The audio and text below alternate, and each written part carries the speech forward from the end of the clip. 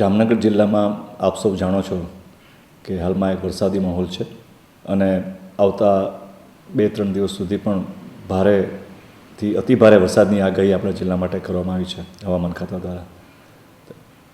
એ તબક્કે સર્વે જામનગર જિલ્લાના તમામ નાગરિકોને અપીલ કરવામાં આવે છે, અનુરોધ કરવામાં આવે છે કે કોઈ પણ નદીના મેદાનમાં કોઈએ જવું નહીં. આપણા પશુ જાનમાલનું પણ બરાબર સુરક્ષિત રહે એ પ્રમાણે એનો ખ્યાલ રાખવો. જે જગ્યાએ કોઝવે બેઠા પુલ છે જ્યાં પાણી ઉપર ઓવરટોપિંગ થતું હોય ત્યાંથી ક્રોસ કરવાની કોશિશ ન કરવી, અતિ જોખમી છે.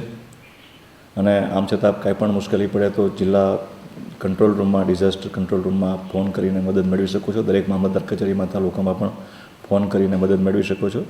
તંત્રમાં અત્યારે વરસાદના સમયમાં રોડ રસ્તા ઉપર બરાબર સાચવીને બહુ સ્પીડમાં વાહન ન સંકારવા અને બિનજરૂરી પ્રવાસ ટાળવા પણ આપને સૌને વિનંતી કરવામાં આવે છે.